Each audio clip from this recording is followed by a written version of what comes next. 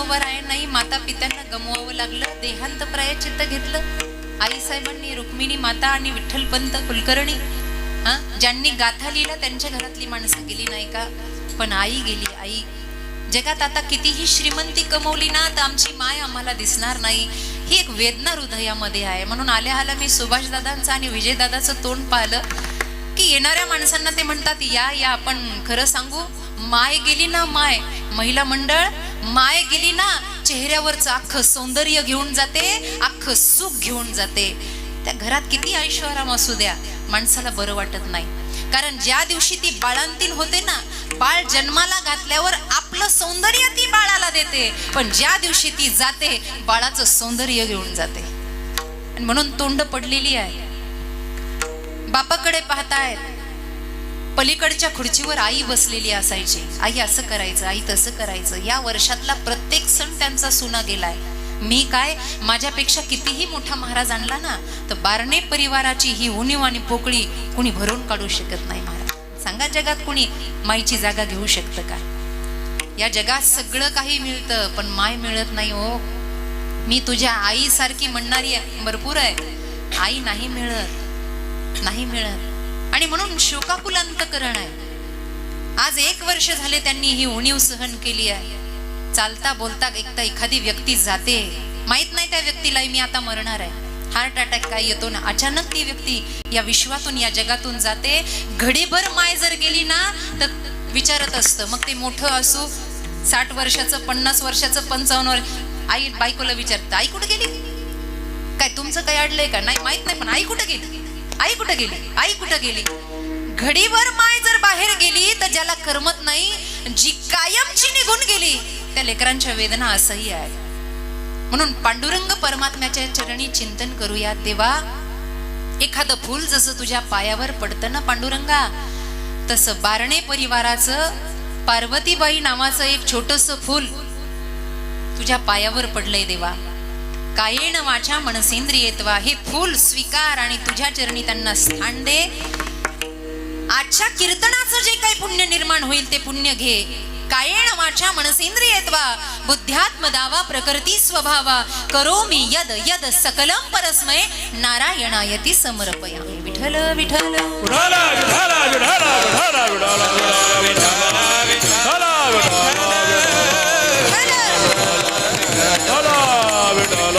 म्हणून आदरणीय वहिनी सुभाषदादा, विजयदादा यांनी मला कळवलं, तसेच या परिवाराचं निगडित स्थान असणारं रावेत आमच्या जयश्री वहिनीचं माहेर।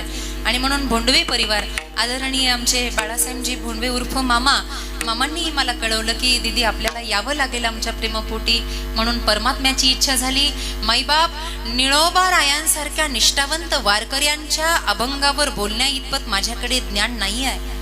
कदाचित या व्यासमंचावर उभा राहण्याची माझी पात्रता नसेल, पण माझे सद्गुरू महाराज आणि परंबा भगवतीच्या आशीर्वादानं हे व्यासपीठ लाभलं। जास्तीत जास्त अभंग सोडवण्याचा प्रयत्न करील। विठ्ठल विठ्ठल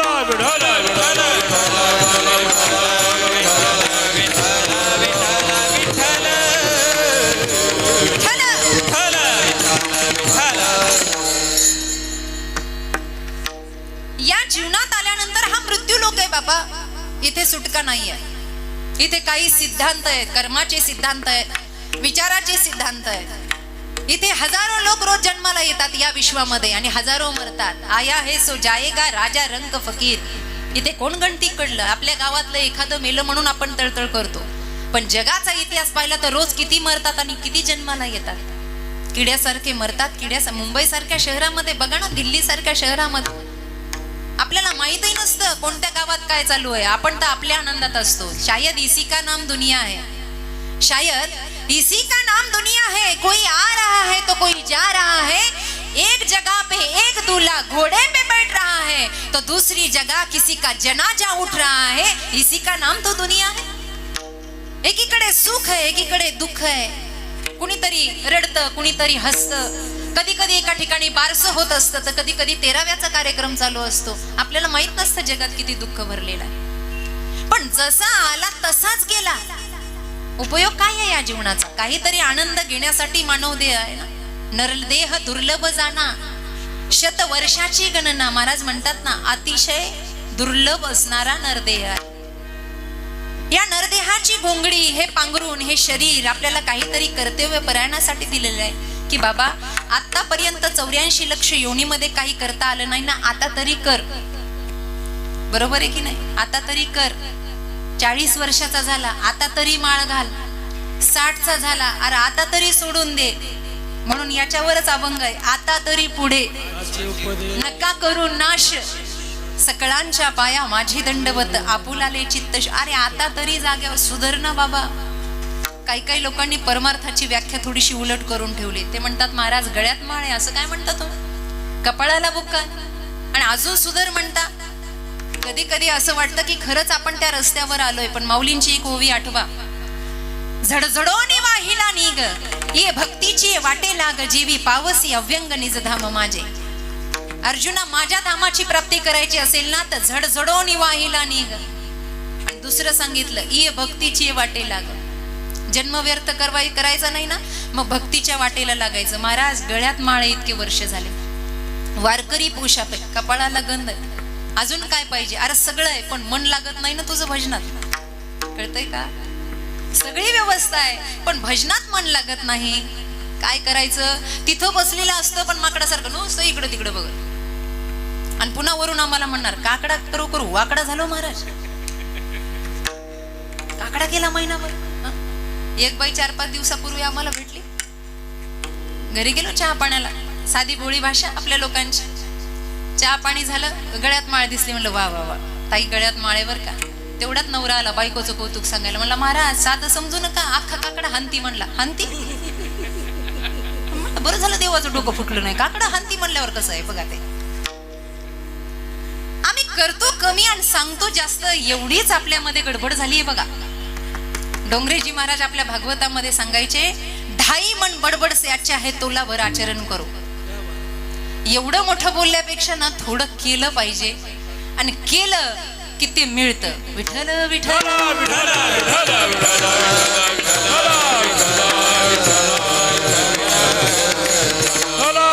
नाही मिळा तर बोला. या जगतामध्ये नाम घेणारा कोण वाया गेला मला सांगा. सांगा ना, वाल्याचा वाल्मिकी झाला का नाही? नाम गीत वाया गेला ऐसा कोणी ऐकला, ऐसा कोणी ऐकला, ऐसा कोणी ऐकला.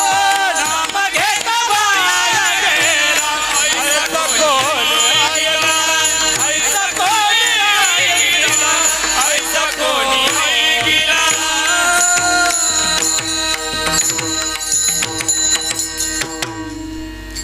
कोण वाया गेलं का बाबा?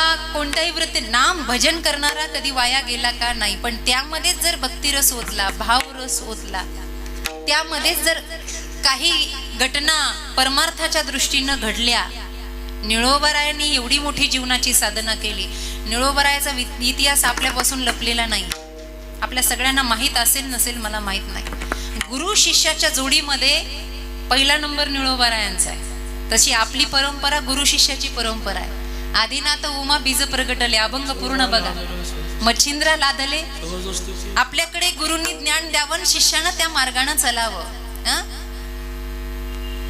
गुरु या शब्दाचा अर्थच आहे अंधकारातून प्रकाशाकडे नेणाऱ्यांना गुरु असं म्हणतात. अंधकाराकडून का शिष्याची प्रॉपर्टी पाहून गुरु मंत्र द्यायचा? याच्यावरही कबीरदासांकडे दोय. कबीर महाराज फार सुंदर वर्णन करतात. लोभी गुरु और कपटी चेला होय नरक में ठेलम ठेला. गुरु लोभी, शिष्य कपटी, अशी जर सांगड झाली तर कसं व्हायचं? 1 नंबरची जोडी महाराज. संत पंचायतनामध्ये निळोबराय आहे अव्वल नंबरला. का? गुणगान ऐकलं होतं तुकोबरायांबद्दल, ऐकलं होतं. अरे कुणीतरी देहूचा संत आहे बाबा. आणि खरं सांगू, संतांना ओळखायला नजरही संताचीच लागते. ब्रह्मानंदीतलं एक भजन आहे, हिंदी आहे, तुम्हाला कळेल न कळेल, मी सहज आपलं बोलते असं. माझ्याकडे लक्ष द्या. तुम तिकडं पालक मला पावडतं, मग तुम माझ्याकडे बघा.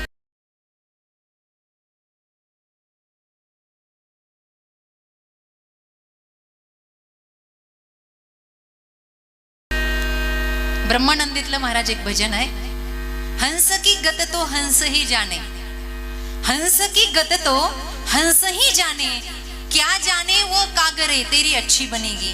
ते म्हणतात कावळ्याच्या दृष्टीवालेला संत कधी ओळखायलाच येत नाही. साधू ओळखण्यासाठी नजर सुद्धा साधूची असावी लागते.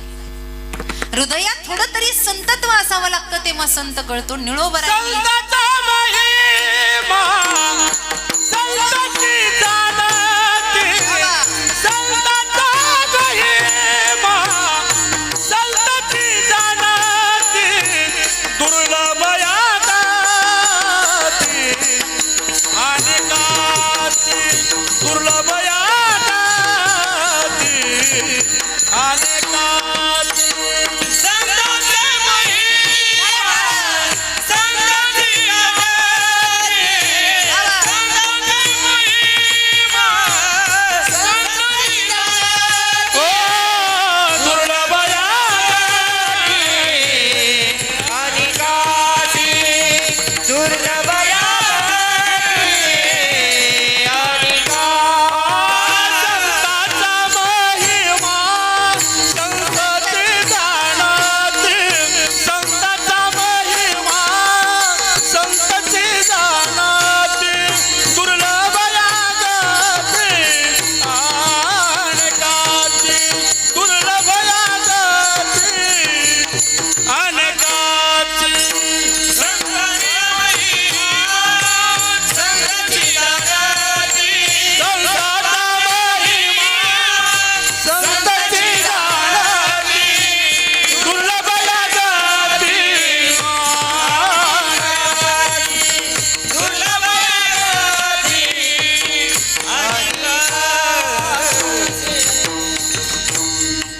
संतांचा महिमा हे संत जाणतील बाबा. ज्याच्या मनात कपट भरलं, ज्याच्या नजरेमध्ये अंधकार भरला, तो संत ओळखू शकत नाही. कळतंय का? आपल्याकडे महाराज लोक दिसले की आता पद्धत निघाली महाराज लोकांच्या पाया पडायची. आणि ते उजव्या हाताने पडत नाही, डाव्या हाताने पडत आहे असं. आणि पुन्हा खिसा दाबून धरतोय. पडतं का काय? पडू दे की.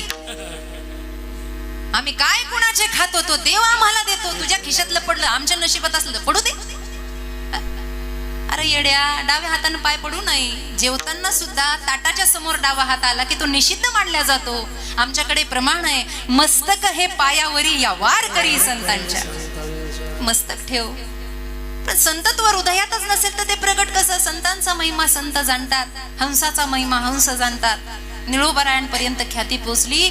तुकोबाराय हे एक श्रेष्ठ आहेत, मला गुरु करायचे आहेत, बस बाकी माहित नाही. अट्टाहजारला गावातले लोक म्हणले, निळा येडा झालायस का रे बाबा? झालं म्हणले, नशिबातून गेलं, आता बघू पुढच्या जन्मामध्ये. या जन्माचं पुण्य असेल तर पुढच्या जन्मात काही चांगलं. म्हणले का? अहो म्हणे महाराज वैकुंठाला गेले आहे. असं कसं काय होईल म्हणले. मला अनुग्रह दिल्याशिवाय महाराज जाऊ शकत नाही, मला माहिती नाही म्हणले. अट्टाहास केला. गुरुनं एकपट अनुष्ठान केलं. अभंगाच्या वह्या काढण्यासाठी इंद्रायणी मातेच्या समोर गुरुनं एकपट अनुष्ठान केलं, पण दुप्पट अनुष्ठान निळोबारायांचं झालं. आणि अनुष्ठान मांडून बसले, बस काही माहिती नाही. आणि एकच ध्यास धरला महाराज, तुकाराम तुकाराम तुकाराम. नाही तुम्हाला देव आवडत ना, तर निदान माऊली तरी म्हणत जा, तुकाराम तरी म्हणत जा. कारण महाराजांचंच म्हणणं आहे, पुण्यवंत व्हावे घेता सज्जनांची नावे, नेघे माझी वाचा तुटी महालाभ भुकाचा. मनातली आडी काढून टाका, कपट काढून टाका. रोज दिवसभरात तुकाराम तुकाराम तुकाराम एवढं जरी झालं ना, तर यमाचा बापही यम देव न्यायला येणार नाही महाराज. यमदूताचं सोडून द्या, नाम घेता कापे यम. एवढी मोठी सेवा आहे. भजन सुरू झालं, भजन कंठापर्यंत अवरुद्ध झाला प्राण. ज्या वेळेला खरा साधक साधनेला बसतो तेव्हा संकट देवाला पडतं, कुडं देवाला पडतं. आणि तुम्हाला काय वाटतं, भजन कीर्तन सुरू झाल्यानंतर वरचे देव हे 33 कोटी आहेत ना, यांच्या एवढा आगाऊ कोणी नाही. खाली कमी राजकारण असून एवढं वर आहे. कोणी भजनाला बसलं की त्याच्यामध्ये विघ्न कसं आणायचं, या देवता इंद्र चंद्र सुरेश दिनेश महेश गणेश गण गंधर्व हे विघ्न करत असतात. तेव्हा निळोबरायांवरही खूप विघ्न आलं. पाऊस पडला असेल, ऊन लागला असेल, गरमी वाढली असेल, थंडी वाढली असेल, काय काय झालं असेल. तुम्हाला जर हे खरं वाटत नसेल ना, तर आजचं कीर्तन झाल्यावर आजपासून संकल्प करा, 6 महिने हरिपाठ घेतल्याशिवाय पाण्याचा घोट पिणार नाही. बघा, सुरुवातीचे 10-12 दिवस तापच येईल, सर्दीच होईल, घरातलं कोणीतरी मरण नाही तर कोणीतरी जन्माला येईल. हरिपाठ बंद पडण्यासाठी ते नटखट एवढा प्रयत्न करतात. पण देह जावो अथवा राहो पांडुरंगी दृढ भाव, कुणी जन्माला येवो किंवा मरो, आमचा निष्ठावंत भाव आम्ही सोडणार नाही. त्याचं नाव वारकरी विठ्ठल विठ्ठल.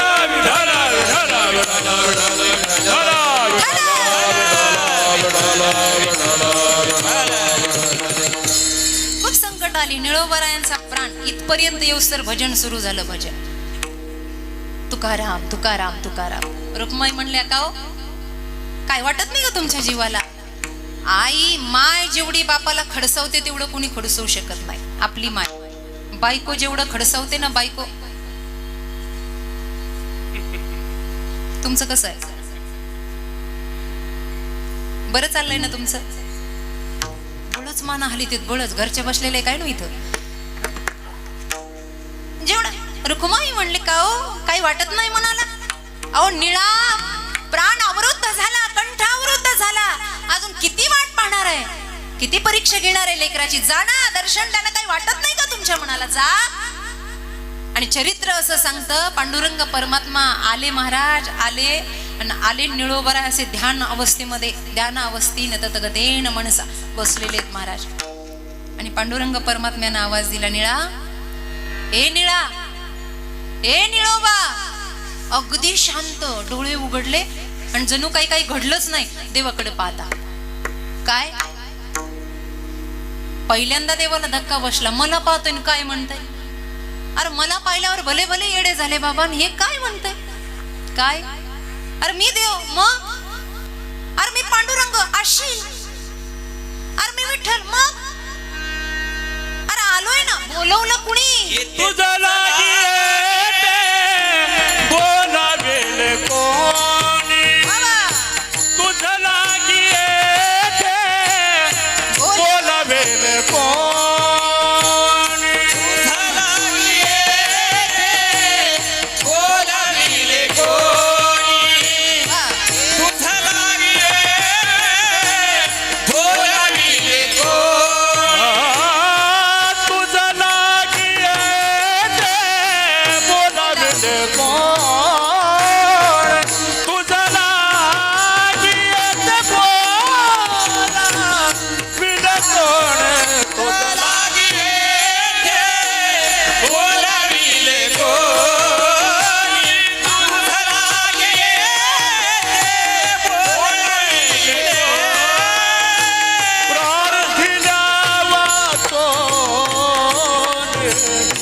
आलास का, प्रार्थिल्या वाचून आलास का, प्रार्थिल्या वाचून आलास का, प्रार्थिल्या वाचून आलास का, तुझं लागी येते बोलावेल कोण, तुझं लागी येते बोलावेल, प्रार्थिल्या वाचून आलास का, ए प्रार्थिल्या वाचून आलास का, तुझं लागी येते बोलावेल कोणी, तुझं लागी येते बोलावेल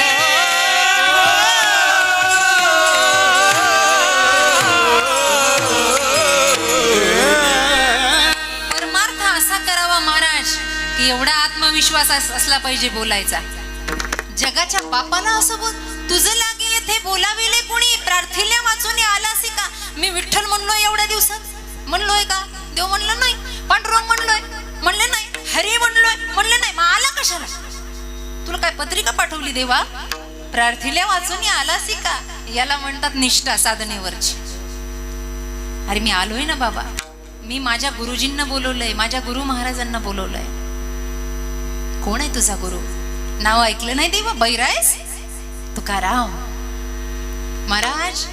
एवढी परिपक्व अखंड भक्तीची तत्वधारा होती निळोबारायांची की स्वतः पांडुरंगाला तुकोबारायांना अनुग्रहित करण्यासाठी पाठवून द्यावं लागलं. ते हे निळोबाराय आहे. उपदेश करण्याचा अधिकार नसावा. आपल्यासारखं भजन नव्हतं, उगं चाललंय म्हणून चाललंय. देवपूजा करता का? करतो ना. करता ना? हो करतो. आमचा बाप पाणी ओतीत होता, आम्ही ओततो. बाकी काय आम्हाला घेणं देणं नाही. त्यांनी केलं, त्यांचं पाहिलं, आम्ही केलं. बाकी माहित नाही काय. ते पाहिलं डोळ्यांनी हो, ते करत आले म्हणून. आमचा बाप फोटोच्या पाया आम्ही पडतो. असं नाही चालत. पंढरपूरला एक जण गेला म्हणे, घरात किरकिर झाली, पळून गेला. आपले 4-2 कपडे घेतले, आंघोळ करायची म्हणून तांब्या घेतला आणि गेला महाराज पंढरपूरला. गेल्यानंतर तिथं गेला. आता चंद्रभागेला स्नान करायचं, पण गंमत अशी आहे, जे एकटे एकटे गेले त्यांची फजिती होती. का? कपडे कोणाकडे द्यावं? आंघोळीला गेल्यावर कपडे कोण सांभाळेल? कारण पंढरपूर फक्त देवाचं.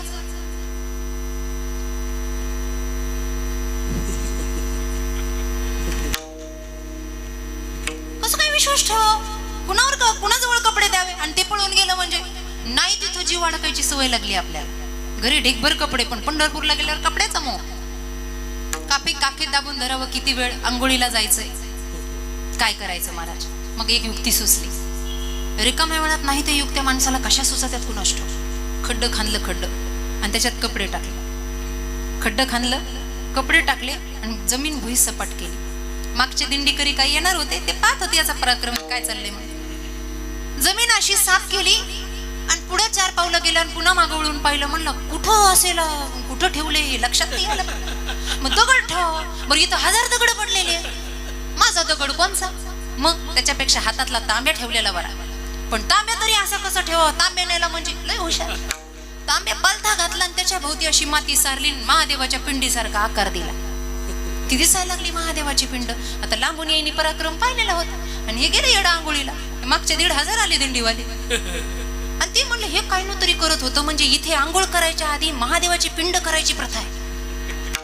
प्रत्येकाने आपापला तांब्यान ग्लास काढला, असा पालथा घातला आणि महादेवाची केली पिंड. आंघोळून आल्यावर सापडे असतील का कपडे? जे पुढच्यानं केलं ते मागच्यानं करायचं. अरे केलं म्हणून करू नका, अंतरंगात प्रेम आहे म्हणून करा, तर जीवन सफल. अंतरंगात प्रेम असावं, त्याच्याबद्दल भाव असावा.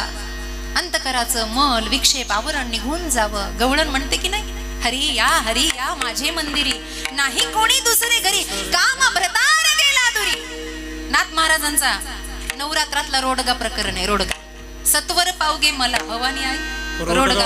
त्याच्यात फारच भारी सांगितले. सासरा माझा गावी गेला, तिकडेच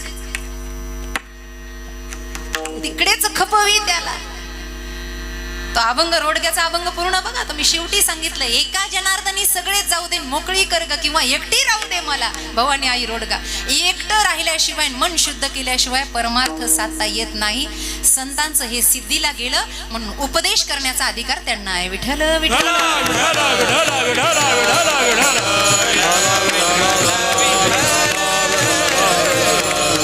4 प्रकार सांगितले आहेत. संत हा कर्मप्रधान असला पाहिजे, संत हा संयमी असला पाहिजे, संत हा सद्विचार करणारा असला पाहिजे आणि संत हा भावुक असला पाहिजे, तर तो उपदेश करू शकतो. कळतंय का? काही ना काहीतरी कर्म करावं. आपलं कर्म काही चालू असेल, संतांचं एकच कर्म आहे, दिवस रात्र टाळ हातामध्ये आहे आणि भजन करायचंय. दिन रजनी हाची धंदा, गोविंदाचे पवाडे. रात्रंदिवस एक करायचा. तुकोबांकडे टाळ नव्हते, व्यवस्था नव्हती, दगडाचे टाळ घेतले महाराज. चिखली टाळगावचं प्रमाण आहे आपल्या समोर. आणि दगडाच्या टाळात सुद्धा एवढा आनंद होता. मौन का धरिले तुम्ही, सांगा पांडुरंग. मौन का धरी रे तुम्ही, सांगा पांडुरंगा. मौन का धरी रे तुम्ही, सांगा पांडुरंगा. मौन का धरिले तुम्ही, सांगा पांडुरंग. मौन का धरिले तुम्ही, सांगा पांडुरंगा. तुकोबाची अमृतवाणी, देवाजीच्या पडता कानी. तुकोबाची अमृतवाणी, देवाजीच्या पडता कानी. दगडाच्या टाळामधून गाईले अभंग,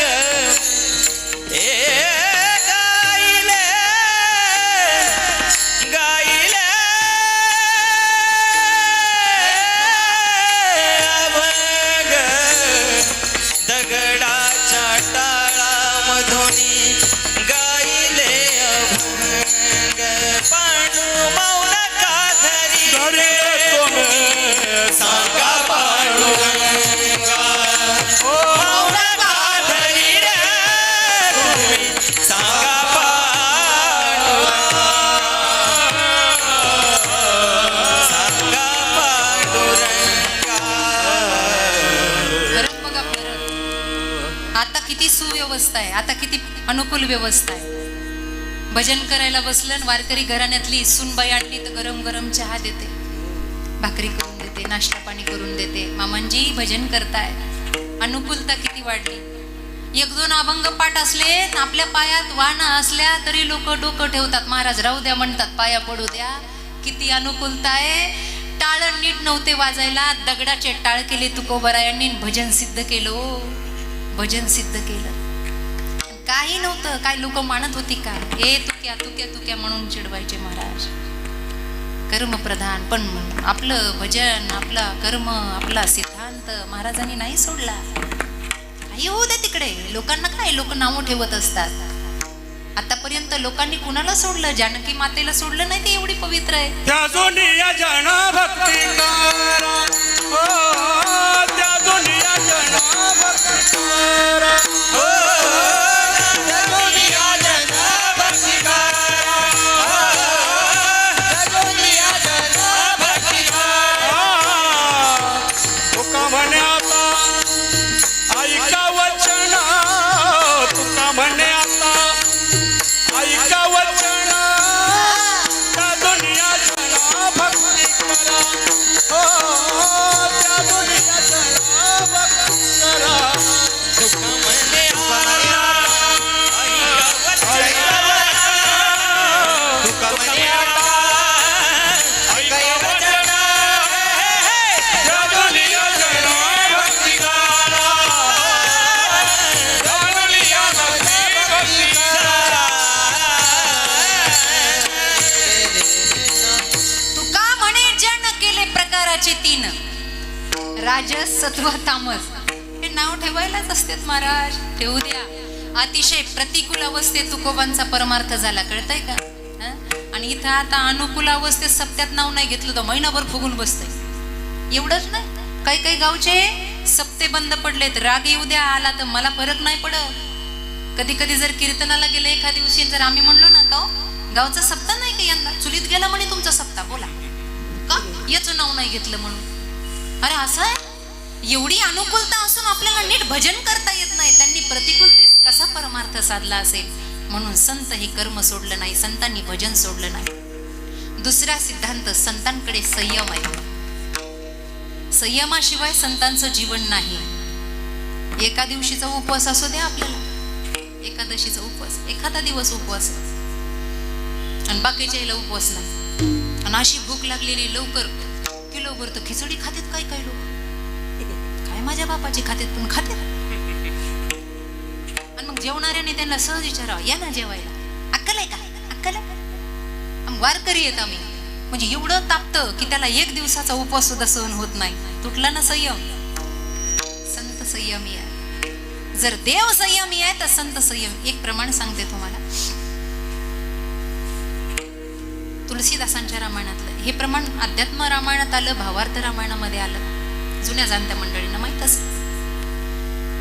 ज्या वेळेला रावणाने हरण केलं जानकी मातेचं, संयम, हरण झालं. हरण, हरण झाल्यानंतर जटायू पक्षी आला, मग त्याचे ते पंख कापले रावणानं, जटायू धारा तेथे कोसळला. माई जानकी या विमानामध्ये बसल्या आणि मी या रस्त्यानं गेले, हे भगवंताला प्रमाण देण्यासाठी. आता तो देवच होता, त्रिकाळ ज्ञानी होता, पण बाईचा स्वभाव, बाईचा स्वभाव, स्त्री स्वभाव इथं जानकी मातेचा स्त्री स्वभाव आहे. बाहेर जर जायचं असेल तर आपलं महिला मंडळ लहान लेकराला, हे तुझ्या बापाला तर सांग बरं का त्याला मी इकडे गेले म्हणून. आता अख्खं गाव हुडकीत बसन, कुठं गेले, कुठं गेले, कुठं गेले. स्त्री स्वभाव प्रगटला. प्रभू राम हे देव आहेत. थोडा वेळ विसर पडला जानकी मातेला आणि त्यांनी काय केलं, स्वतःच्या अंगावरचे जे आभूषण होते, संयम सांगते, ते आभूषण टाकायला सुरुवात केली. आता काही काही लोक म्हणतात महाराज